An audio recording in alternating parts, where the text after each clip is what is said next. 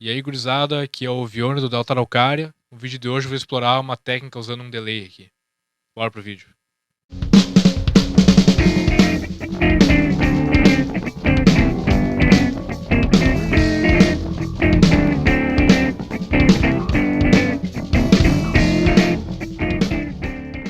Para um pouquinho de contexto, né? Antigamente, na década de 70 e 80, especialmente, quando se tinha poucos canais na fita e muitos instrumentos para se gravar, né? Ou até para se ganhar tempo, enfim, tinha estúdios que recorriam a técnicas como dobra automática, né? Automatic Double Tracking, ou ADT. Os Beatles também usaram isso aí, com alguns gravadores de rolo, por exemplo, né? Mas na revolução dos home studios da década de 80, né, com o começo, né, a primeira onda dos efeitos digitais, né, delays e reverbers como a SPX90, enfim, daí se usava esse tipo de aparelho para fazer a dobra, abrir o espectro estéreo, por exemplo, né, e tinham diversos ali que faziam uma síntese de estéreo, né, um pseudo estéreo, de diversas formas, né, uma delas, por exemplo, era por crossovers, divisão de frequências do lado esquerdo e direito.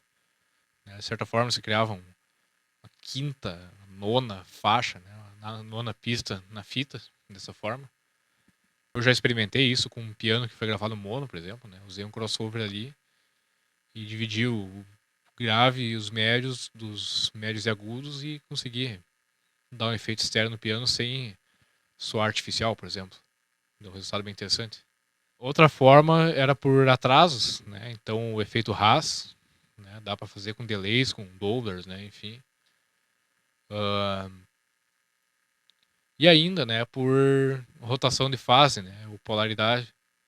Que daí tinham diversos que faziam isso, né? Aqui a gente tem um exemplar do Korg SDD 2000, que ele tem uma saída positiva e negativa. Né? Então ele vai criar um pseudo stereo dessa forma, né? Uh, enfim, tinha um vídeo do Leon Todd comentando sobre o Korg. E ele fez um vídeo também do Flanger e do Delta Lab, né, o Effectron aqui. Né, todos esses aqui têm uma história fantástica, enfim, as músicas e artistas que eles passaram, né, são peças icônicas da música moderna, né, enfim, contemporânea. Por exemplo, o da Korg aqui é uma parte do time do YouTube, certo? O Delta Lab foi usado na caixa da Tainted Love, da Soft Cell. O solo de guitarra da Danny California também passou por um Effectron. Tá? E o Flanger, enfim, aqui nem se fala, né? Foreigner, Eric Johnson, né? Entre outros. Né? Bom, né? E aí o Leon Todd, assim, que eu tinha visto uns tempos atrás, né? Um dos reviews dele, comparou a série Effectron, digamos, como se fosse um Korg de baixo orçamento, né? Ele não deixa de ser, por um lado, né? No sentido que o Effectron, quando saiu, né? Em 83, 84, eram $600 novo. Não sei quanto que daria hoje, né? Mas é bastante. Tá? Para um delay, né? De até um segundo, que tinha capacidade de sampler, que era uma coisa rara, né? Enquanto o Korg SCD 2000 era 800 libras, eu não sei qual que é a conversão também, eu não sou economista.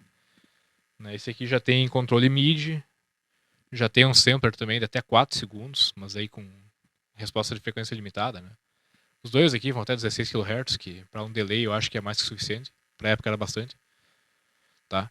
É, eu dificilmente uso delays super hi-fi nesse sentido de chegar ao limite da frequência da audição humana, tá? Mas enfim, os dois podem fazer flanger, chorus, doubler, delay curto, longo, com repetição e esse sampling também.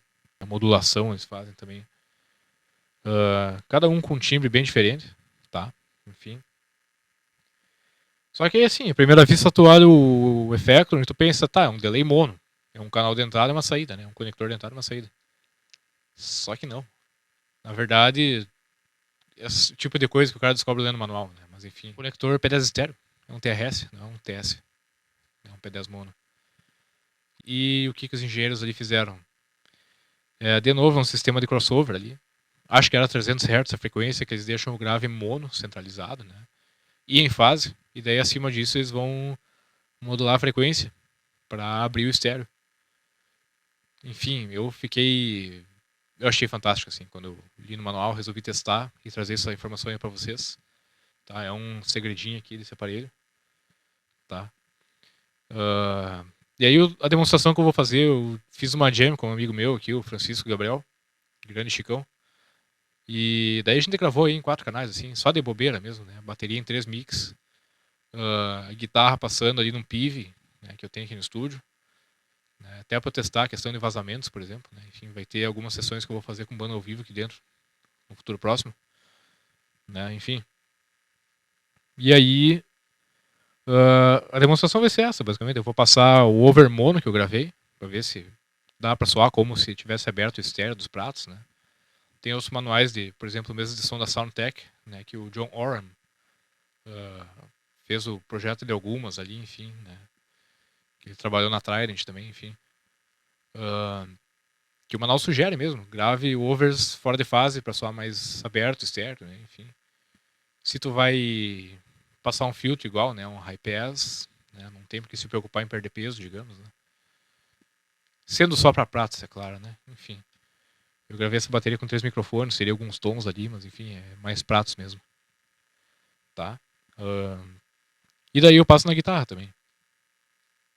E é isso, vamos lá pros recortes. Eu vou passar primeiro uma mix sem efeito, tá? É só um equilíbrio geral ali mesmo.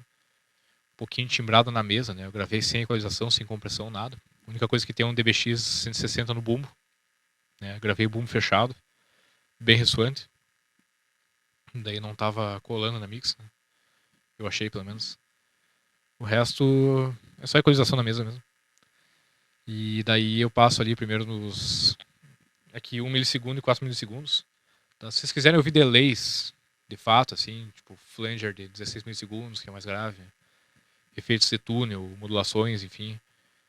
Tem outros vídeos, né? Meu intuito nesse vídeo é só mostrar essa técnica mesmo, essa possibilidade de, enfim, esse tipo assim de simulação estéreo dá pra fazer no digital tranquilamente, né? No software. Né? Na época era uma coisa assim, bah, né? Tu não ter que usar um canal a mais na fita pra fazer uma dobra, pra gravar um over estéreo, significava, né? Enfim. É mais a título de curiosidade também, né? Daí assistirem as conclusões de vocês, né? Eu já acho que, embora interessante, né? Tem esse contencioso da compatibilidade com o estéreo, enfim, né? Eu tenderia a usar com parcimônia mesmo, né? E tentar combinar isso com aquela alteração da equalização, né? Equalizar um pouquinho diferente de cada lado, assim, pra não pesar tanto o defasamento, né? Enfim, não cancelar totalmente. Tá, bora lá pra demo. Valeu.